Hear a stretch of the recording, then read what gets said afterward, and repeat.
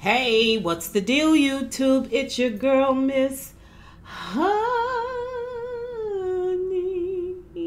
Oh, it's so lackluster today, children. Your girl, Miss Honey, is tired. I've driven all the way from Florida back to Atlanta. I had a ton of things to do. I've done so much in the last 24 hours. Still haven't watched Power. Still have not done Real Housewives of Atlanta. But I was like, my people are going to lose it if I do not get my behind on here and do this Real Housewives of Potomac. Okay, I watched the episode Sunday, but obviously I couldn't do a review because, I mean, let's just talk about it real quick.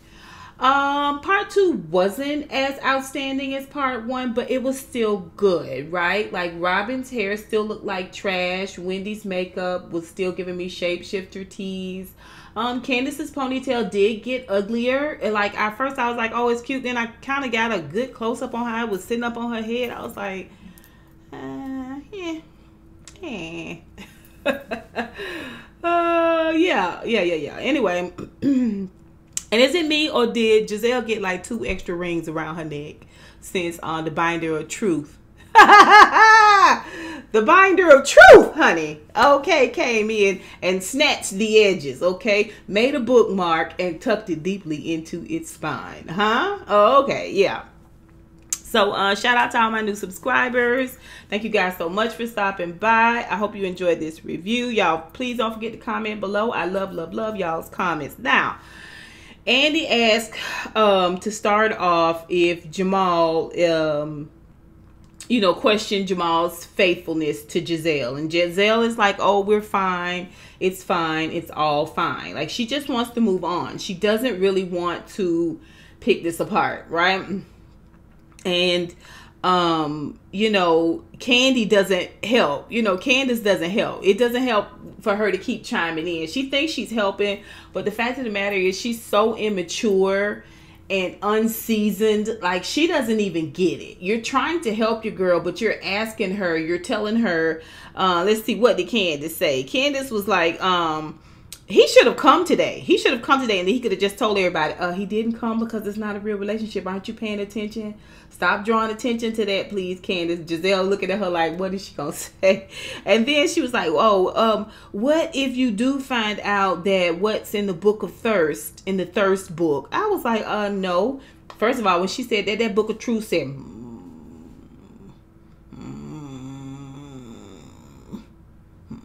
like, I'm finna get you next. You about to get these teeth next. Like, yeah, keep it up. Oh, I see you over there. I'm making a note. Let me turn the post-it. The post-it said, shut up. Shut up, Candace. You know what I'm saying? You're not helping. And then Andy was like, when you talk to him, what's the conversation going to be like when you talk to Jamal tonight? She was like, oh, it's fine. It's all going to be fine. Jamal and I are fine. We're all fine. Like, it's all good. Like, it's all fine and great. It's not. It's not at all. Like I said, in between part 1 and part 2, Giselle aged like 5 years. She aged like 5 years. Like, her neck alone aged 10. Like, for real. So, the ladies go on break. And when they go on break, child, Robin is right there behind Giselle, helping her get undressed, helping her relax, I'm going to get my lunch. You want me to get your lunch too? See, cause neither one of them got a man there, so they gonna eat lunch together. You know what I'm saying? Monique went to the back and had lunch with Chris and got in her robe, and they talked it out, prayed again, cause I forgot to mention that they want to talk about Chris being angry. Jamal Brown want to talk about Chris being angry, but he was out there leading his family in prayer. Oh yes, covering his wife in prayer. Oh yes, and binding you devils. Oh yes. Back there before the show started, okay? Jamal came out with everything but a prayer, Giselle. And he's supposed to be a pastor. Okay. And, like I said, Robin back there with Giselle. And can you believe that binder? Why bring that binder? I don't understand that binder. Giselle really didn't want to keep talking about it. She wanted that to go away.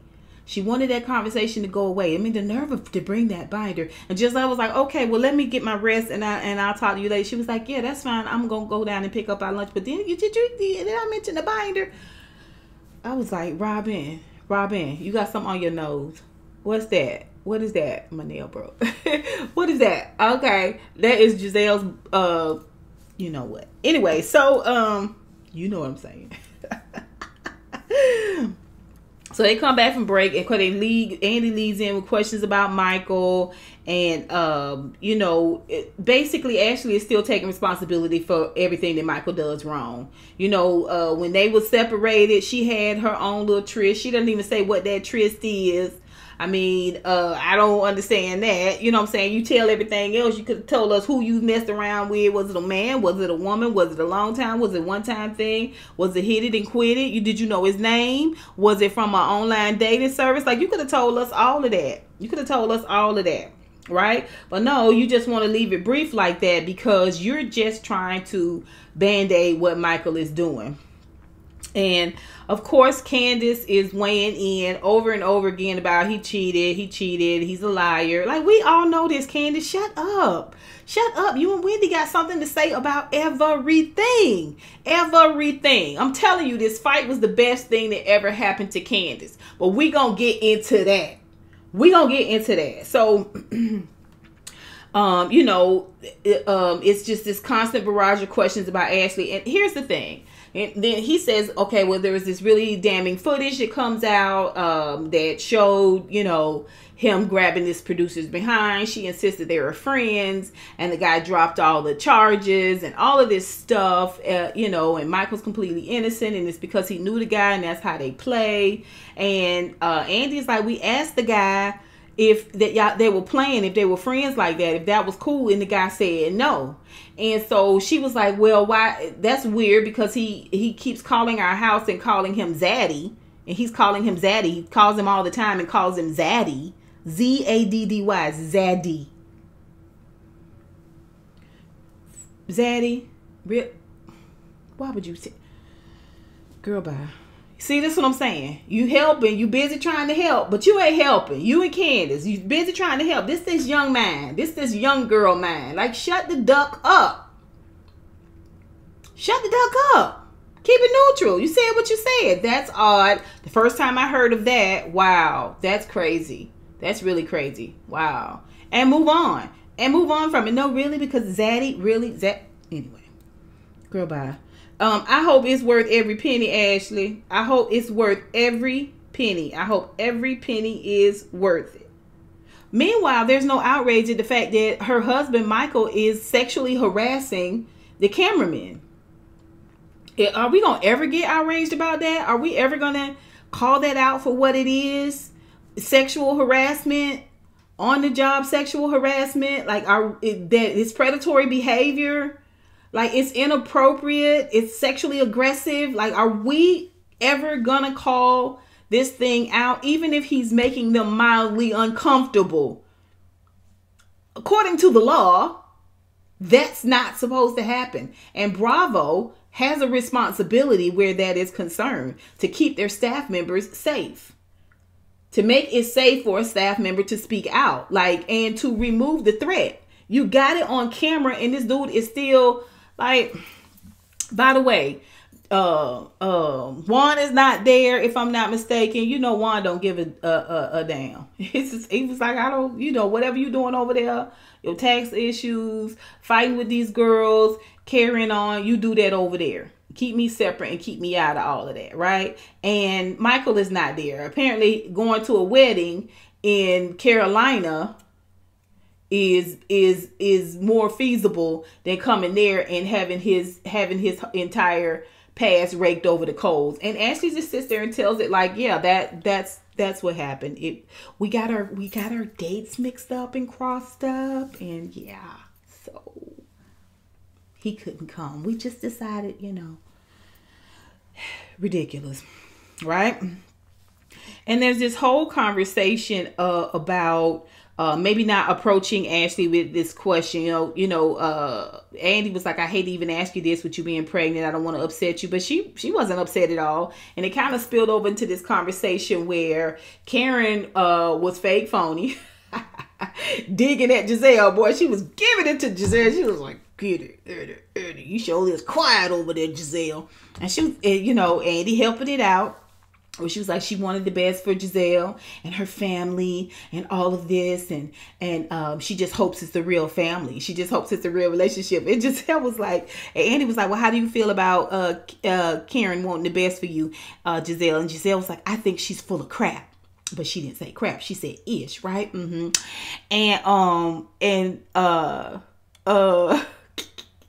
just putting on for the cameras, right? And Karen was like, well, you know, I learned from the best, darling. I learned from the best. And the best is you. She dragged that ponytail all the way down to its 24 inches, darling. And Giselle is just like, oh, I'm gonna win. When these cameras go off. When these cameras go off, oh baby. And there's going to be a period where they talk about the whole lake house conversation with Karen being drunk Karen, and Robin wants to know why Karen dismissed her when she asked her about the fireball. And she just I wasn't drunk, dear. I wasn't dismissing you because I was drunk. I was dismissing you because I was hungover, and I ain't even really want to talk to you. Like, I wasn't even trying to do you right then, and I'm not trying to do you right now. I am laser focused on your girl. Quit trying to distract me off your girl. Quit trying to give your girl, you know, a intro. Okay, and trying to read me. Y'all think y'all finna double team me? No, because I'm putting you on silent. I'm putting you on mute. I put your storyline on mute. I put your comments on mute. Mute. She just kept poo-pooing her. Thank you, darling. Yes, thank you, dear. I'm glad you brought that up, darling. Like, just wouldn't even give Robin not an inch. Not an inch. You gets none. You gets none. Every bit of venom I got is for your girl. It's for your girl. Right? Shush. And so... then let me see. They do get into this question about money. I mean, I didn't know where Andy was coming from with that, asking the women about if their money is able to help contribute to the household. Are you, what, like, those that are married, obviously everything goes into the pot. Like, why do you assume it's different with these women than it would be for Beverly Hills or anybody else? You're not asking them these money questions. I mean, I don't know. I didn't know where he was going with that. I thought it was weird. I thought, you know, it's a question that he wasn't applying to all of the ladies. He couldn't, because Giselle's not married. Technically, Robin's not married. We've heard out of Juan's own mouth that her tax issues are her tax issues. So is the money really going into Kitty? And then Robin ended up commenting and say they split everything 50-50.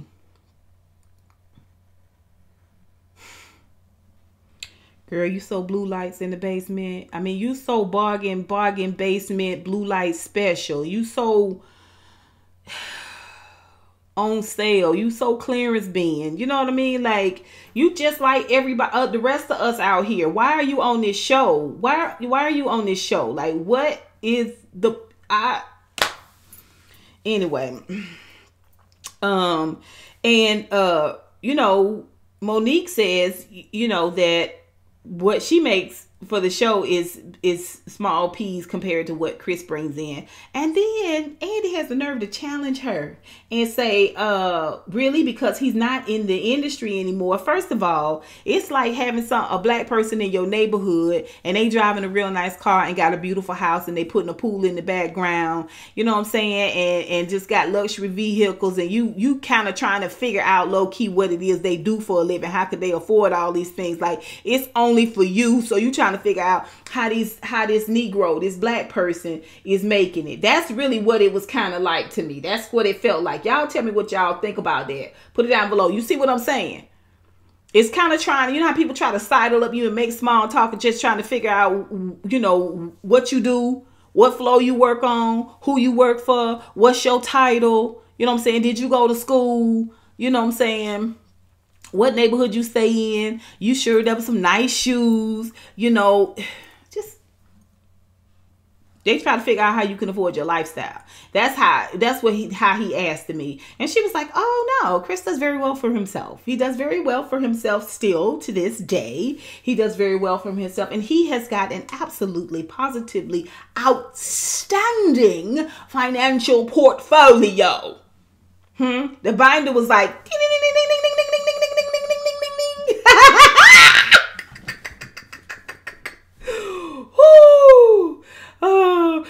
back for this part too, they had pulled up another chair and put it binder in it. Put that binder in that chair. Oh my gosh. They had draped a golden scarf around that, you know what I'm saying, because he had to match the other cast members. You know, the binder of truth is a cast member now, so yeah.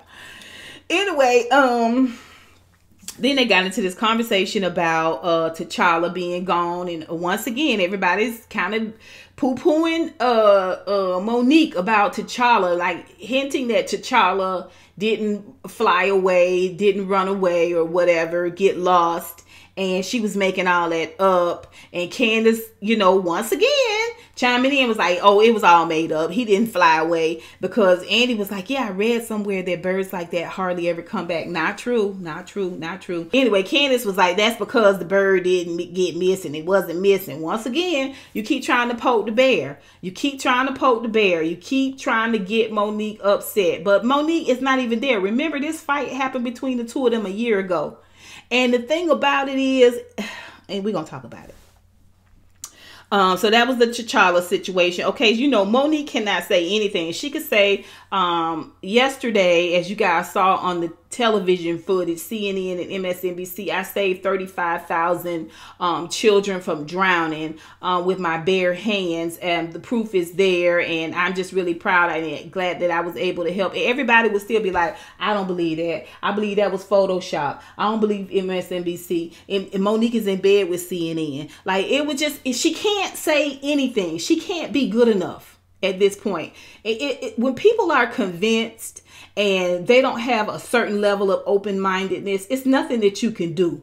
You can't explain yourself enough. And I think Monique is handling it perfectly, where she's only going to say, explain herself up to a certain point to their face. Like, anything she got to say, she got to tell us. She tells us as her fans, as a FYI. But that just constantly trying to prove herself to these ladies, I feel like she is over it. The way she is carrying herself, especially when it comes to Candace constantly hollering across the room and taking digs at her in an effort to have another moment for herself.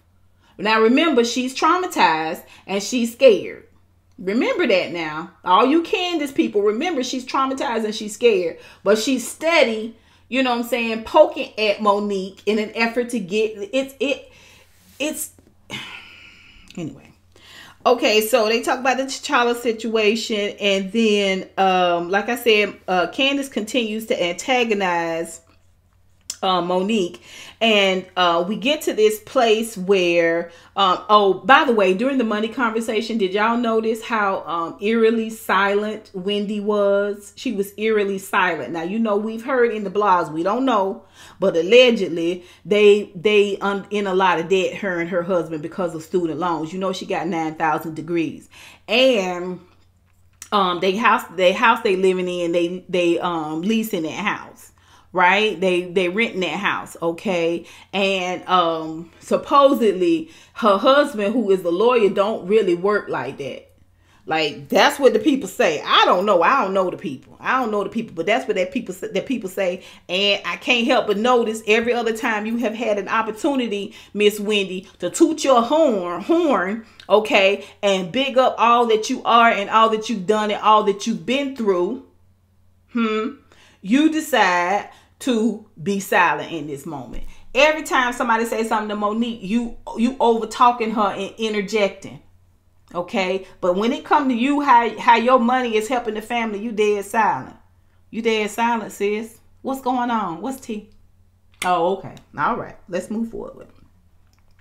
Okay, so now we get into the good stuff, you guys. Okay, so the conversation kind of comes up about the fight, and Andy prefaced it by saying, you know, get to the fight conversation, and I don't really condone violence, which is complete bull crap. If you go back through Bravo's catalog, there's been a history of violence, and Bravo has not had an issue with it per se. They have not. If there's a lot of outrage, maybe they'll lean towards whatever the outcry is from the public, just slightly, because it's still all good for their ratings. So make no mistake, they cool with it, right? Obviously, y'all cool with sexual harassment. So what's a little bit of violence? That's all I'm saying. Okay, so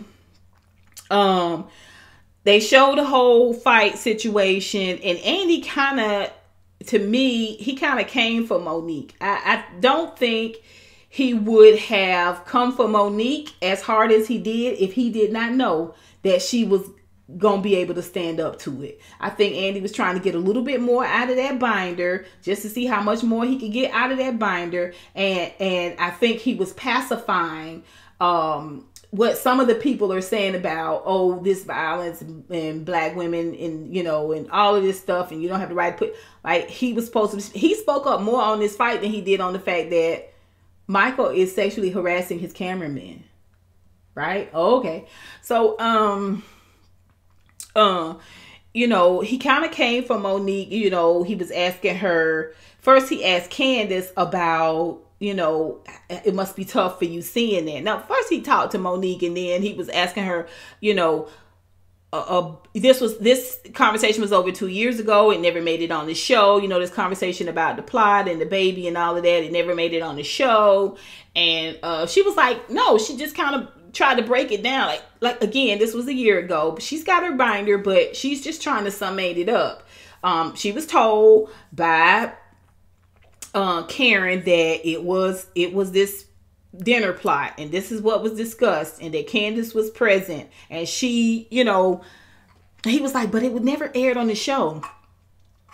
Whole time she's kind of trying to explain a little bit. Robin is chiming in. Now, you asked Robin a question about Candace or Wendy or Giselle, and she has no comment. She really doesn't have a lot to say. You asked Monique a question about her business, and Robin got 5 miles of mouth. Same thing with Giselle. Okay, you keep trying to get Monique to bow down and to answer to you. It's not even your question to ask or to have answered. Quit trying to get this girl. You're not trying to get this girl to apologize or have this come to Jesus moment with Candace, which is how you started the season, Giselle. Remember? Trying to get Candace to have this come to Jesus moment with Ashley. You want this girl to bow down to you and to keep explaining to you to your satisfaction. She don't owe you jack, and she ain't got to talk to you. And Monique was like, it may not have aired on the show as a full-on plot, the plot that it was and started out to be, but Giselle brought it up on the show. She brought it up in the confessional, but it wasn't aired. And how does that affect your children? And really? Really? How does Monique's fight with Candace affect your children? You went right home and talked to your girls like they your age about that fight. I had to go home and explain to my girls what a cat fight is, what a spat is. It's just ridiculous. It's ridiculous. Same thing with Wendy. You keep trying to chime in, and you have no dog in this fight. You don't even really know Candace that well. Can't you see how messy this circle is? Can't you see how this circle can turn against you real quick? Now, you're supposed to be a political analyst. Now, you tell me how you understand politics, but you don't understand the dynamics between women, catty women, women who act high school and childish. You haven't gotten this down pat, but you understand politics, Wendy. Oh, okay. Andy is being kind of pushy with Monique. And Candace, he says, Candace, this must be hard for you to watch. And she was like, she reaches behind her and gets the smallest piece of tissue. There are no other tissues in the room. None of the ladies have a tissue. There's no producers anywhere without a tissue. And even though she has been able to hold these tears back with a well-folded tissue, folded into a triangle with the corner so she can put it in the eye and soak up all of the massive tears that have been coming all season. She's just getting, but here and now, she cannot hold back the floodgates.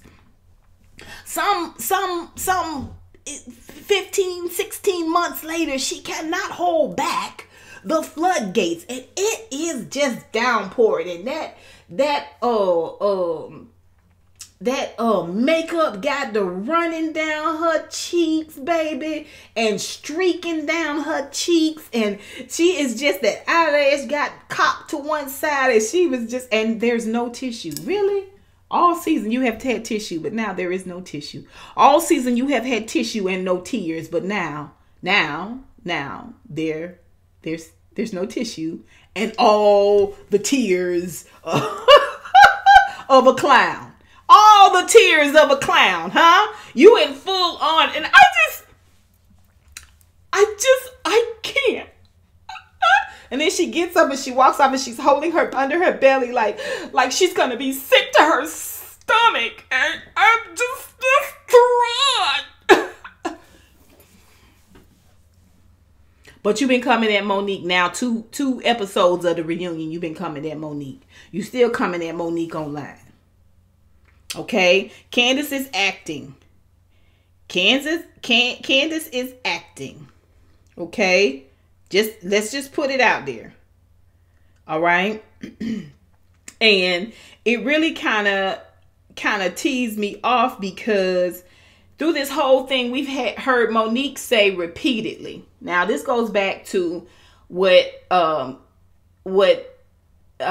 one of Andy's final comments towards Monique was, which is, you don't seem upset. You seem very cold to the situation. Again, it's a year and some change later. Okay, 1. And 2, she's not buying the bullshit. She does not have the scales on her eyes anymore as it pertains to Candace. And let me say this before y'all get down in my comments, because y'all gonna get down in the comments, you Candace lovers. And you're going to once again try to convince me of the unconvincible, which is Monique is somehow this villain. No. I don't buy that, and I'm not going to buy that. Okay. Monique has, in this whole conversation, she led with the fact that she thought that her and Candace was friends. That prior to that whole debacle that happened last year on the hayride, when they had that spat, and then they talked every day, and then they made up on the reunion, and Monique felt like, okay, well, we made up. It was a mutual thing. We both on air said that we want to be friends. We hugged it out, all of that. I'm calling her now. I'm trying to go back to where it was and invite her over, and, you know, still call her friend, still look out for her like a friend, right? And she said that repeatedly. She said that she was more hurt by what Candace did and Candace's participation than she was Giselle. Because everybody was like, why she coming for Giselle? Because she considered Candace a friend. She never considered Giselle a friend. But Monique and Candace hung out. Go back, and Monique is saying she's called Candace repeatedly, and Candace will not answer, and Candace will not pick up. Okay, that's where Monique is coming from. Well, Candace, on the flip side, Candace keeps talking about it. She never says, I was hurt. I was devastated because I thought Monique was my friend. You never called her on her live, where she does disclose that it is a plot on her page. And later on, Robin made her apologize and say that there wasn't a plot, you know, because they trying to keep Candace in the road. This whole thing is only going to hold up if everybody keeps the lie going. And Candace is faltering, 1, because she's young and inexperienced, and 2, because she more mean than she is smart. But when she talks about the plot, she says that she said, oh, I want to say I called Monique. I'm not sure. Girl, you know, if you had told Monique that they was plotting against her, she would have had plenty to say about it. Monique loves to talk. She would have plenty to say about it. You would remember that conversation. It's bull crap. It's bull crap. That girl had been calling after you, and you wouldn't return her calls. You wouldn't return her calls because you know you were working. if not with, at least alongside people who meant her harm. And then they bring up the fact that Monique was so upset at the fire pit. I was like, we already know Monique was under a lot of stress. We know this. And we also know that Monique had these heightened suspicions. And so to see Giselle and Candace and Ashley inside the house talking, listen, if you go to lunch with a friend, with your girlfriend at work for 6 months, y'all go to lunch, y'all go shopping at lunch, y'all hang out, y'all talking a little bit, you know, you hang out at work, you talking a little bit, and then all of a sudden that your girlfriend starts going to lunch with the people y'all been talking about when y'all was at lunch. She hanging with them. She cool with them. Now, you might not be like, you can't hang with her. You can't be her friend. You might not be like that, but you definitely going to be side-eyeing what kind of conversation you have with that girlfriend. You know that you're going to be side-eyeing that girlfriend when she start moving funny. And Candace, at the time of the fire pit thing, had been moving funny. Even though she was playing it cool, she was playing it copacetic, and she was playing like she didn't want to argue and all of that stuff, she knew that Monique had been reaching out to her. She knew she had been egging Monique. Okay, for those of you who was not born, who was not around in the 80s, egging mean ignoring, right? She knew she had been egging her. Monique was upset because she was tired and she was frayed at the edges and she had too much on her plate. And also she was upset because at this point, she don't really know who all she can for real trust. Because the people that told her about the plot, none of them she was as close to as she was with Candace. And that's it. That's all. I mean, it's not rocket science. It's not rocket science. Okay? Monique had so much invested in Candace. And then you find out somebody not your friend like that. It's just like one thing after another. You realize you being genuine to people. Gigi, she backstabbing you and going around on your job telling people all this bull crap about you. And then one of the friends you got on your job is helping with that.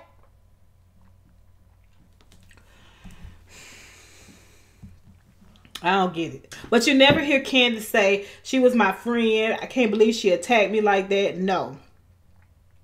Anytime you wanted to, you could have called Monique. And you could have said, Monique, what's going on? Like, what's happening? Like, none of that. You didn't call to tell her about the plot. You didn't call to figure out why she was so upset about Cherie. Like, you never really reached out to her for any reason. So you tell me why you hurt. You just got mollywopped. And she was like, oh, I'm ashamed and I'm embarrassed. Right. Yeah. But I didn't learn from it. The reason why Monique is not as upset, one, she's over it. It's been a year and some change ago. And two, she's been putting in the work that it takes to control yourself. When somebody continue to take jabs at you, continue to come for you, the work that it takes not to break and fold under pressure when you got people barking at you and expecting you to bow down and kiss their behinds. The work that it takes to stay composed and stay poised under pressure. She's been doing that work. Candace is still not holding her own self accountable. She's still not taking some responsibilities. And frankly, I really look at the way that some of you Candace supporters are moving. It's a little weird to me, because if you're going to call out Monique's wrong or what you perceive to be Monique's wrong, and then you don't have nothing bad to say about Candace, nothing. You don't have nothing bad to say about Candace. Candace is flawless in your eyes. Why? Because she lost? Why? I also think it's shady that Bravo was proving Monique right. It was shady to Candace that Bravo was proving Monique right with every clip that they was showing when she was expressing what her perception was in the heat of the fight. What she saw. And Robin and Giselle steady coming for her, and Wendy steady coming for her, and coming for Monique, and all of that. Listen, why y'all didn't show how Candace started that whole thing off with them butter knives, talking to Monique with them knives in her face, and Wendy on 2 occasions having to remove the butter knife or the cheese knife away from Candace, because she was talking with the cheese knife, which is the same thing that she did last year with Ashley. Why y'all didn't show that? Why y'all didn't show that? Because Bravo is in a place where they don't want to dispel it. They don't want to pick a side, even though a side could be picked. They don't want to pick a side. They want to come across neutral but messy. Neutral but shady. And that's the one thing I have to say about some of these black housewives. Y'all don't work together like them Caucasians do. Them Caucasians work together. They work together. I'm telling you.